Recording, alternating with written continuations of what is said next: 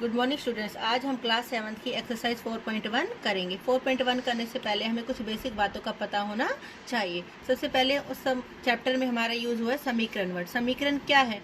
समीकरण एक ऐसा कथन है जिसमें चरों का प्रयोग किया जाता है तथा दोनों पक्षों के बीच समता यानी हमारे बराबर का निशान होता है। जैसे कि 2x = 3, ये हमारा समता का चिन्ह है यानी बराबर का निशान। और हमारे दो पक्ष हो गए, ये हमारा लेफ्ट हैंड साइड हो गया और ये हमारा राइट हैंड साइड हो गया, यानी दोनों पक्ष में हमारा किस चीज का निशान होता है? बराबर का। अब मैंने एक बात बताई, चरों का प्रयोग होता है। ये चर क्या होते हैं हमारे? जैसे x, y, z, इनका मान हमारा कभी भी स्थिर नहीं होता। हमें जब भी कुछ मानना होता है तो हम चरों का प्रयोग करते हैं। ये a, b, c, d, x, y, z कुछ भी हम ले सकते हैं। दूसरा हमारा क्या आता है? रैखिक समीकरण। रैखिक समीकरण क्या है? ऐसी समीकरण जिसमें चर की घात एक हो उसे हम रैखिक समीकरण कहते हैं। जैसे 3y = 6 = 9। यहाँ पर हमारी y की शक्ति या y की घात हमारी कितनी है? 1।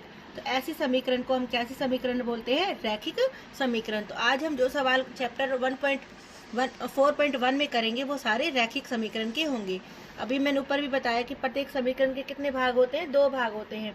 जैसे यही वाली इक्वेशन हमने ले ली, ये वाली साइड हमारी लेफ्ट हैंड साइड यानी बायां पक्ष हो गया, ये वाली साइड हमारे सीधे हाथ की तरफ है यानी राइट हैंड साइड, इसको हम बोलते हैं दायां पक्ष। और दोनों पक्षों के बीच में किस चीज का निशान है? हमारा बराबर का निशान।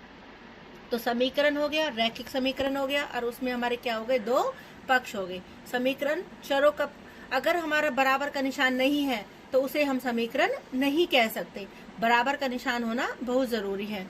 अब हमें क्वेश्चन 1 में एक टेबल दी हुई है, क्रम संख्या, समीकरण, और हमारे यहाँ पे कुछ मान दिए हुए हैं और हमें ये बताना है समीकरण संतुष्ट होती है या नहीं। हमारा पहला भाग दिया हुआ है x = 3 = 0 और हमारा x का मान कितना दिया हुआ है? 3। अब मान लो मैं यहाँ पर x की जगह 3 रखती हूँ तो 3 × 3 कितने होते हैं? 6। अब 6 और 0 क्या बराबर है? नहीं, तो हमने लिख दिया नहीं, यानी x = 3 मान हमारा नहीं है। अगला x = 3 = 0 और x का मान दिया हुआ है 0। यदि मैं x की जगह 0 रखती हूँ तो 0 × 3 कितना होता है? 3। अब 3 और 0 भी बराबर नहीं है, तो ये मान भी हमारा सही नहीं है। अगला देखो, x = 3 = 0 और x का मान दिया हुआ है हमारा -3। अब x की जगह -3 रखा, जमा का 3। अब 3 में से 3 गए, हमारा कितना हो गया? 0, यानी लेफ्ट हैंड साइड और राइट हैंड साइड हमारी क्या हो गई? बराबर। तो इसका मतलब ये मान हमारा सही है। हाँ, चौथे भाग में दिया हुआ है x - 7 = 1 और x का मान कितना दिया हुआ है? 7। अब मैंने x की जगह 7 रखा, 7 में से 7 गई 0। अब 0 और 1 बराबर नहीं है, तो ये मान नहीं है। अब x बराबर दिया हुआ है हमारा 8। अब मैंने x की जगह 8 रखा, 8 - 7 कितने होते हैं? 1। और राइट साइड में भी हमारा कितना है? 1। तो इसका मतलब ये मान हमारा सही है। अगला हमारा दिया हुआ है 5x = 25 और x का मान कितना दिया हुआ है? 0। इन दोनों के बीच में कोई निशान नहीं है तो गुना का निशान है। 5 की 0 से गुना की तो हमारा कितना हो जाएगा? 0। अब 0 और 25 बराबर नहीं है, तो ये मान भी हमारा नहीं है।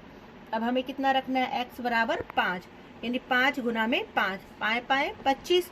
लेफ्ट हैंड साइड में भी 25 है और राइट हैंड साइड में भी कितना है? 25। तो इसका मतलब ये वाला मान हमारा सही है। अगला दिया हुआ है हमारा 5x = 25 और x का मान दिया हुआ है -5। अब मैंने 5 गुना में -5 रखा, तो 5 की 5 से गुना करी 25, लेकिन निशान किस चीज का आएगा? घटा का। अब इधर आ रहा है हमारा -25 और इधर है हमारा 25। अब -25 और 25 बराबर नहीं हो सकते, तो इसका मतलब ये वाला मान हमारा नहीं है। अगला है हमारा m / 3 = 2। m का मान कितना दिया हुआ हमारा? -6। अब मैंने m की जगह -6 रखा, नीचे है 3। अब 6 की 3 से भाग की कितना आया? 2, लेकिन वो 2 किस चीज का आया? घटा का 2। अब यहाँ घटा 2, यहाँ जमा 2, तो ये मान भी हमारा बराबर नहीं है। अगला है m = 0। अब मैंने m की जगह 0 रखा, 0/3। अब 0 की 3 से भाग के तो कितना आया? 0। और राइट साइड में कितना था? 2। अब 0 और 2 बराबर नहीं है, तो ये वाला मान भी हमारा नहीं है। अब m का मान दे रखा हमारा 6। अब मैंने m की जगह रखा 6, 6/3। अब 6 को 3 से भाग किया, 2 आया, और इधर भी हमारा कितना है? 2। तो इसका मतलब ये वाला मान हमारा सही है। तो थैंक यू।